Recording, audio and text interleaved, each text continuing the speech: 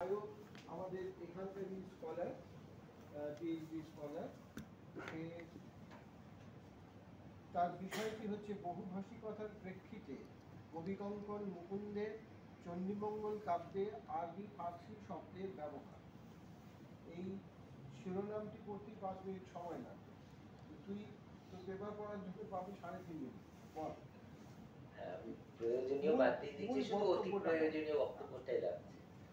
তো আর বহুভাষিকতা কি বা এর ইম্প্যাক্টটা কি আমাদের ভাষার উপর, এই সমস্ত ব্যাপারগুলো আমি প্রথমেই স্কিপ করে যাচ্ছি, আমি একদম সরাসরি বিষয়ের মধ্যেই যাচ্ছি। তো আরবি ফার্সি শব্দ যখন মঙ্গল কাব্যে আসছে তার অনেক আগেই ভাষা, বাংলা ভাষার মধ্যে আস্তে আস্তে এই ধরনের অন্য ভাষা প্রবেশ করতে শুরু করেছে। কিন্তু মঙ্গল কাব্য, মধ্যযুগের কাব্যের মধ্যে একটা অন্যতম ব্যাপার ছিল যে এগুলো দেব মাহাত্ম্য জ্ঞাপক রচনা, এবং দেব মাহাত্ম্য জ্ঞাপক রচনার মধ্যে সচেতনভাবে লেখকরা অন্য ভাষার শব্দ আনতে চাইতেন না, কারণ এগুলো যারা শুনতেন বা যেখানে গাওয়া হতো তারা, মানে সেই শ্রোতারা এগুলোকে খুব একটা পছন্দ করতেন না বলে তারা আনতে চাইতেন না।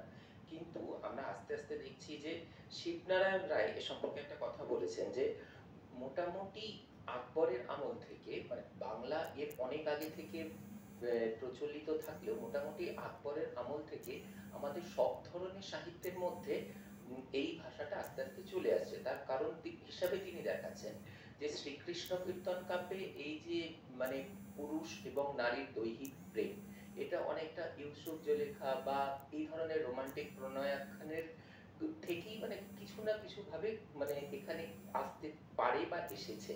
এবং সেই হিসাবেই তিনি বলছেন যে হিন্দি ছবির মডেল না, হ্যাঁ, মানে এটা শিবনারায়ণ রায় বলছেন, এবং তিনি 15ই আগস্ট 1997 আনন্দবাজার পত্রিকায় এই সম্পর্কে একটা বিস্তৃত কলাম লিখেছিলেন। তো আমি সরাসরি বলছি যে মানে এই যে সংস্কৃত বা বাংলার মধ্যে আরবি ফার্সি ভাষা আসতে শুরু করা, শব্দ আসতে শুরু করা, এটা কিন্তু চণ্ডীমঙ্গল কাব্যে প্রথম নয়। এর আগে কবি জয়দেবের লেখার মধ্যে ম্লেচ্ছ শব্দটা আমরা প্রথম পেয়েছি। কিভাবে পেয়েছি? করুণা বিতরি দিলে সুগতি করিয়াছ ম্লেচ্ছ ওরি সমরে সংহার করি। এটা বিজয়চন্দ্র মজুমদার 1925 যে ট্রান্সলেশন করেছেন সেখানে তিনি এই শব্দটা এনেছেন, এবং মূল শব্দটা ছিল ম্লেচ্ছ নিবহ নিধনে কলয়সী করবালম। মানে এই শব্দের মাধ্যমে বলা হচ্ছে যে মানে সেই সময় থেকে আস্তে আস্তে এই শব্দগুলো আসছে, কিন্তু জয়দেব তিনি সরাসরি এই শব্দগুলোকে গ্রহণ করতে চাইছিলেন না। শ্রীকৃষ্ণ কীর্তনে বরুচণ্ডী দাসে প্রায় 41টির মতো আরবি ফার্সি শব্দ পাওয়া গেছে। সেই শব্দগুলো অনেকটা আয়াস, কামান, গুলাল, তান। এই যে তান অর্থটা আমরা বাংলায় মানে বাংলায় দেহ অর্থে ব্যবহার করছি, এবং এই যে তুন এই শব্দটা সংস্কৃত থেকেও এসেছে, আবার আরবিতেও তান শব্দের অর্থ দেহ। মানে এ সম্পর্কে আমরা ওই লিনি শ্রীবাসনের unknown roots of the Bengali ল্যাঙ্গুয়েজের কথা বলতে পারি। সেখানে লিনি শ্রীবাসন দেখাচ্ছেন যে শিয়াল শব্দটা সংস্কৃতেও শ্রীকাল আছে, আবার আক্কাদীয় মিশরীয় ভাষাতেও সুয়াল আছে। এখন কোন শব্দ থেকে এটা বাংলায় এসেছে সেটা বলা যাবে না। একই রকম ভাবে এই শব্দগুলো আসলে যে সংস্কৃত না আরবি ফার্সি থেকেই ব্যবহৃত হয়েছে সেটাও কিন্তু মানে নতুন করে ভাবার জায়গা আছে। তো এরকম প্রায় 41টি আরবি ফার্সি শব্দ এখানে ব্যবহার হয়েছে, এবং অমিত্রসূদন ভট্টাচার্য মানে এখানে বলেছেন এই যে কামান শব্দ শ্রীকৃষ্ণ কীর্তনে ব্যবহার হয়েছে, সেটা মানে ধনুক শব্দ মানে কামান শব্দ ব্যবহার হয়েছে ধনুক অর্থে। এই কথাগুলো মানে অমিত্রসূদন ভট্টাচার্য বলছেন এটা আরবি ফার্সি ইনফ্লুয়েন্সের জন্যই মানে ধনুকের বদলে কামান শব্দটা আসতে থাকছে। একই রকম ভাবে গুলবদন, নীল, ফান্দাহ, জাল, এরকম অনেকগুলি শব্দ আছে যেগুলি মানে শ্রীকৃষ্ণ কীর্তনে এসেছে। এবং এই ধরনের শব্দের মধ্যে অনেক সময় রঙ্গ শব্দটা আসছে, যেমন আধো জনম হাম নিন্দে গোমায়ালু যারা শিশু কতদিন গেলা নিধু বনে রমণী রঙ্গ রসে মাতলু। এই রঙ্গ শব্দটা নিয়ে অনেক ধরনের মানে বিতর্ক আছে। মানে রঙ্গ অর্থে অনেক সময় আমোদ প্রমোদের কথা বলা হচ্ছে, আবার রঙ্গ অর্থে অনেক সময় বলা হচ্ছে যে এটা এক ধরনের ওই প্রার্থনার অংশ, মানে প্রার্থনার অংশ হিসাবে এটা দেওয়া হচ্ছে আরবি ফার্সিতে, আবার মানে আমোদ প্রমোদ হিসাবে নেওয়া হচ্ছে বাংলাতে। তো এই ইনফ্লুয়েন্সটা ওনারা বলতে চাইছেন যেটা আরবি ফার্সি। ঠিক একই শব্দগুলো আসছে, যেমন সে মানে তৃতীয় মানে বাংলায় আমরা যে তৃতীয় পুরুষ হিসাবে সে শব্দটা ব্যবহার করছি, সে এলো সে গেল, এটা কিন্তু আরবি মানে মূল শব্দটা আরবি, যে অর্থে সে থেকে সেজো মানে ৩ নম্বর ভাই যে সেজো ভাই, এই সে শব্দটা কিন্তু আরবি ফার্সি থেকে আসছে। তো বলা হচ্ছে যে এই যে সে কথাটা ব্যবহার হচ্ছে, সে তার শব্দ এখানে ব্যবহার করা হচ্ছে, মানে এগুলি মূলত আরবি ফার্সির ইনফ্লুয়েন্সের কথা বলা হচ্ছে। এবং শ্রীকৃষ্ণ কীর্তনে ৩০ সংখ্যক পদ যেখানে আছে হালে ফুলে বলে একটা শব্দ আছে, সেটা অনেকটা ফিলহাল বা হালফিল শব্দ থেকে আসতে পারে বলে অনেক গবেষকরা মানে দাবি জানাচ্ছে। আমরা এই মুকুন্দে চণ্ডী মঙ্গল লেখা, আচ্ছা, ঠিক আছে, এটা বোঝা যাচ্ছে শ্রীকৃষ্ণ কীর্তন যে সময় লেখা হচ্ছে সেই সময় এই আক্রমণগুলি হচ্ছে, ফলে ভাষার মধ্যে নতুন শব্দ ঢুকছে। আচ্ছা, মুকুন্দের চণ্ডীমঙ্গল মোটামুটি যে সময় লেখা হচ্ছে 1544 থেকে 45 খ্রিস্টাব্দের মধ্যে, 1544 থেকে 1600 খ্রিস্টাব্দের মধ্যে এর রচনা কমপ্লিট হয়ে গিয়েছিল, কারণ এখানে একদিকে মানসিংহের উল্লেখ থাকছে, অন্যদিকে বাদশাহ আকবরের প্রসঙ্গ আসছে। এই প্রসঙ্গটা আচ্ছা, ঠিক আছে। চণ্ডীমঙ্গলে প্রায় অন্যান্য এর আগের যে সমস্ত মঙ্গল কাব্য লেখা হয়েছিল তার থেকে অনেক বেশি, প্রায় 241টি আরবি ফার্সি শব্দ পাওয়া যাচ্ছে।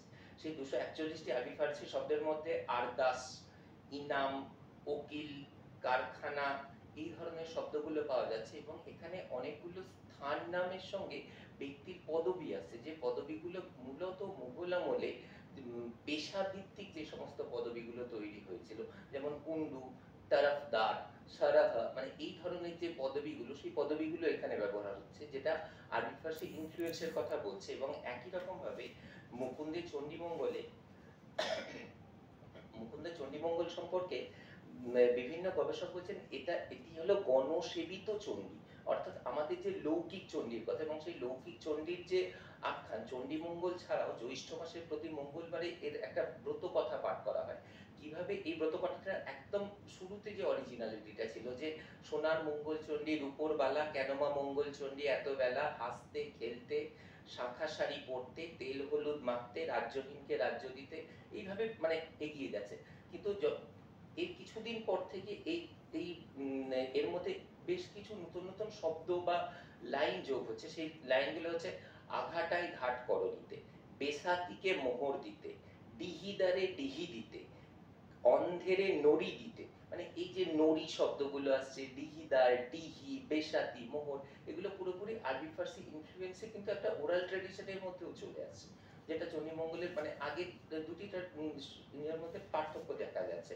তো এখানে আর যেগুলো আছে মূলত খিলাত, খাসি, খোজা মিয়া, গোলা, গাজী, জান্দার, ডিহি, তালুক, তারাজু, এই ধরনের শব্দগুলো এখানে ব্যবহার হচ্ছে। এবং অধর্মী রাজার কালে প্রজার পাপের ফলে খিলাত পায় মোহাম্মদ শরীফে, খিলাত শব্দটা, কিংবা উজির হইল রায়জাদা, মাপে কোণে দিয়ে দরা 15 কাঠায় কুড়া, নাহি শুনে প্রজার গোহারি, সরকার হইলা কাল, সরকার শব্দটা, খিল ভূমি লিখে লাল, খিল বিনা উপকারে খায় ধুতি, মানে এখানে ধুতি অর্থে কিন্তু শাস্তি, এই ধুতিটাও কিন্তু আরবি ফার্সি শব্দ।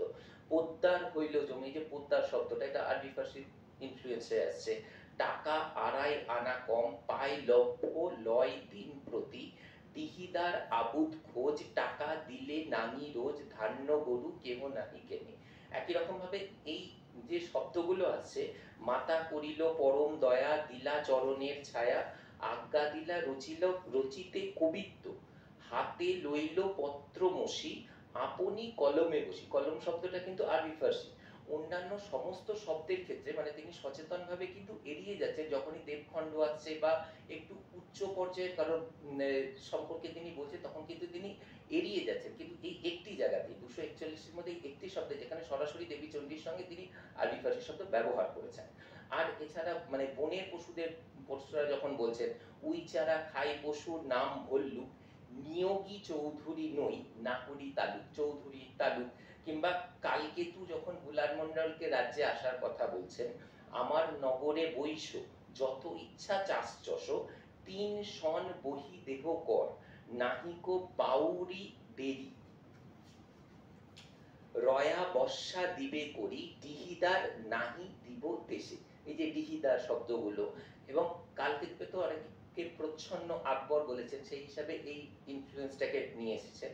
এবং এখানে বলা হচ্ছে রোজা নামাজ করি কেহ হইল গোলা, তাসন করিয়া নাম বলাইল জোলা, বলদ বাহিয়া কেহ বলায় মুকেরি, পিঠা বেচিয়া নাম কেহ বলায় পিঠারি। এবং চণ্ডীমঙ্গলে প্রথম মক্তব, মানে একটা মঙ্গল কাব্যের মধ্যে সরাসরি মক্তবের কথা আসছে। মক্ষদম পড়ায় পঠনা, কারণ এর কারণটা আমরা জানি যে যে জায়গায় কবির বসবাস ছিল তার অনতি দূরেই এই এই মক্তম বা মক্তবটা ছিল, মানে সেইটা এখনো এক্সিস্ট করছে।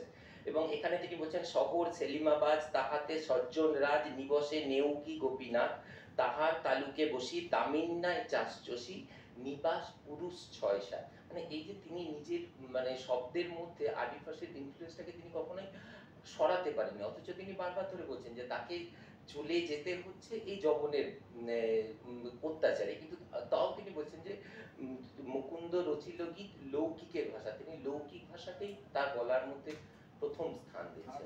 লৌকিক ভাষার মধ্যে এই শব্দগুলি তখন মানে তিনি সেগুলোকে এড়িয়ে যেতে পারছে না, এই কথা। পারছে না, তার কারণ তখন বিরিয়ানি বাই কিলো আসেন, বিরিয়ানি বাই কিলো পাচ্ছেন। যাই হোক, ধন্যবাদ সবাইকে, আমরা শেষ করব। সবাইকে ধন্যবাদ, সবাই যারা এসছে, ভেবেছে, কথা বলেছে, তাদের ভাবনা চিন্তা আমাদের সঙ্গে ভাগ করে নিয়েছে। এবারে একটু শংসাপত্র বিতরণ না করলে কেমন দেখায়।